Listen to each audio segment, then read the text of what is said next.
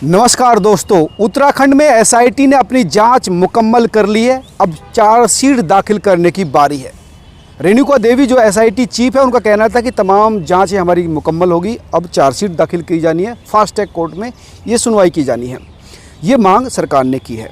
जाहिर है सरकार की मांग को कोर्ट मान लेगा, फास्ट ट्रैक पर इसकी सुनवाई होगी। लेकिन इस मामले में जाँच को लेकर सुप्रीम कोर्ट के जो वकील हैं, AP सिंह क्रिमिनल मामलों के जानकार है, वो क्या समझते हैं, इस जांच को लेकर कितने संतुष्ट हैं, उनसे जानेंगे।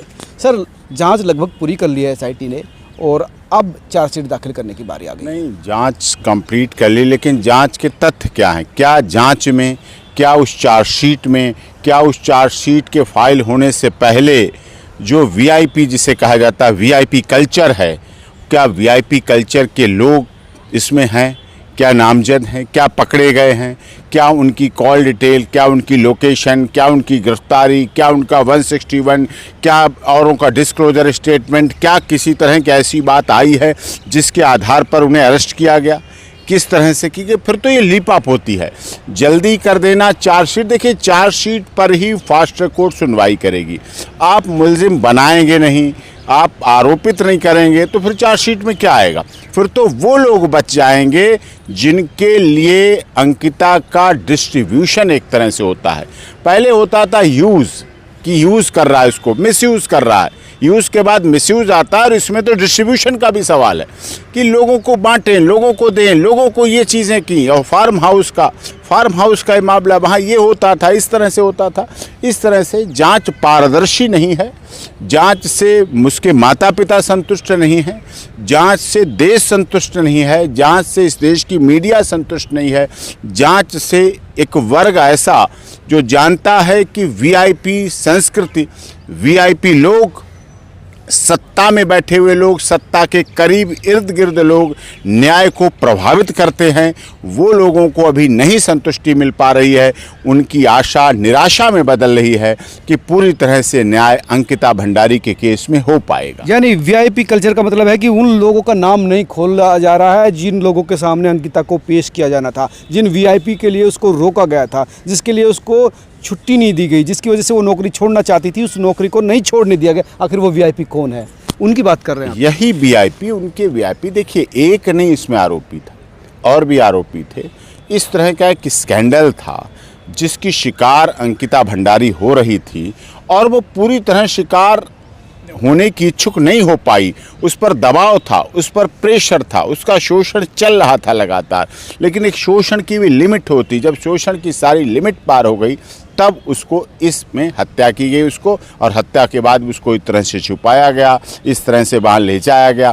और सबसे बड़ी बात, कोई लड़की नौकरी के लिए आती है, आप इसी काम के लिए उसे बुलाएं, इस काम के लिए उसे ऑफर दें, एक अलग चीज़ है। जब इससे पहले भी ऐसे मेरठ का जो युगल था, हस्बैंड वाइफ, उस वाइफ पर भी डोरे डाले जा रहे थे, उनको भी काबू किया जा रहा था और वो नौकरी छोड़कर गया। वहाँ पर लड़कियाँ इसीलिए बुलाई जाती थी, इसीलिए मतलब बेटी बचाओ, बेटी पढ़ाओ, बेटी लिखाओ, बेटी को आगे काम पे लगाओ, बेटी को सब जगह लड़कियों को आरक्षण दो, रिजर्वेशन दो उन्हें, और उसके बाद वो नौकरी करने योग्य हो जाएं, पढ़ लिख के आगे बढ़ जाएं, जब वो अपने माता पिता का सहारा बनने लगें, तब उनका ऐसा शारीरिक मानसिक और शोषण हो।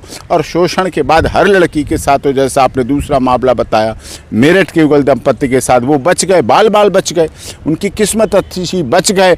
और अंकिता की किस्मत कहिए ख़राब थी, जो उसकी ख़त्म हो गई, ज़िंदगी ख़त्म हो गई, उसके परिवार की आशाएं ख़त्म हो गई, परिवार की आशाएं निराशा में बदल गई। कितने रिश्तों की हत्या हुई है। यानी बेटी को पढ़ाओ लिखाओ, काबिल बनवाओ और फिर मरवाओ इन जैसे दरिंदों से। फिर मरवाओ, फिर तो यही हुआ। फिर क्यों बेटी पैदा करो, फिर क्यों बेटी पैदा करो?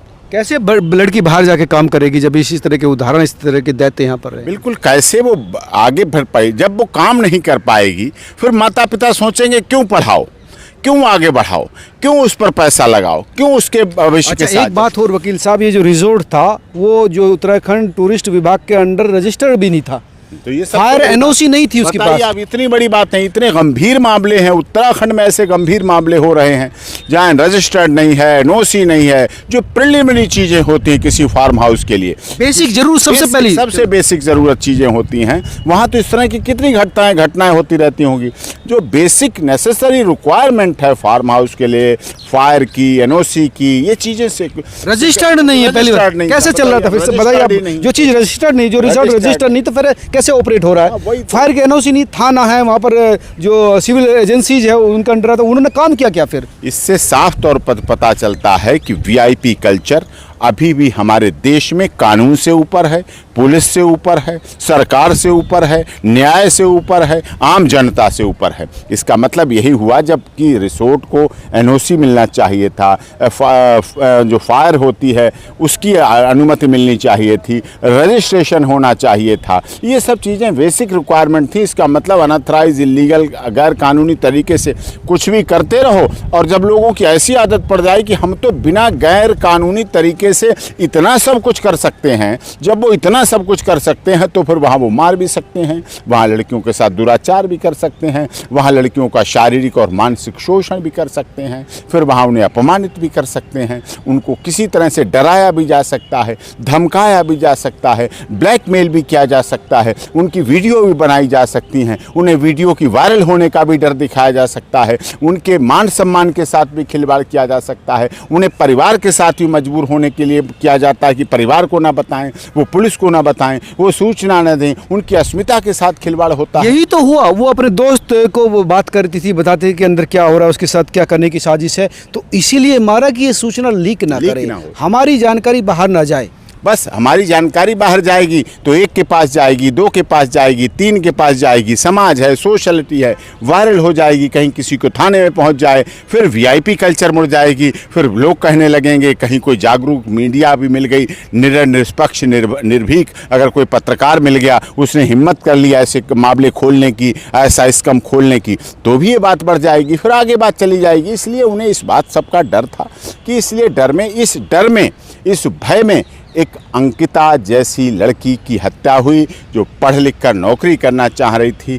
और एक बात और बताऊं, इस देश में केवल अंकिता की हत्या नहीं हुई, इस देश में ऐसे शारीरिक, मानसिक और लास्ट में आर्थिक शोषण तक ऐसी लड़कियों का होता है, ब्लैकमेल किया जाता है, शोषण भी होता है, पैसा लिया जाता है उनसे, यूज करते हैं, उनसे पैसे लेते करते हैं और फिर उनसे पैसे भी किए जाते हैं, उनकी वीडियो चुपचाप बनाई जाती है, उन्हें नशे का आदी बनाया जाता है, उन्हें नशा खिलाया पिलाया जाता है, उनका शारीरिक, मानसिक, आर्थिक और उनके परिवार तक का शोषण होता है और बाद में उनकी लाइफ बर्बाद होती है। चाहे फिर उन्हें अगर बोलने की, मुंह खोलने की हिम्मत करती हैं तो हत्या होती है, नहीं तो बहुत सी लड़कियां ऐसे में आत्महत्या कर लेती हैं, परिवार को मुंह नहीं दिखा पाती हैं, कहीं आगे समाज में न बात जाए, उनके परिवार के मान सम्मान पर। हालांकि ये गलत है, लड़कियों को इन चीजों से हटना, बचना चाहिए। अगर ऐसा हो भी गया तो फिर भी सामने आना चाहिए। ऐसे मामले जो कोई लड़कियां देख रही है, बीच में इंटरप्ट करने का मकसद यही था कि ऐसे मामलों में लड़कियां प्रेशर में ना आए, वरना प्रेशर में आने का मतलब मौत है। ये प्रेशर का आने का मतलब मौत है,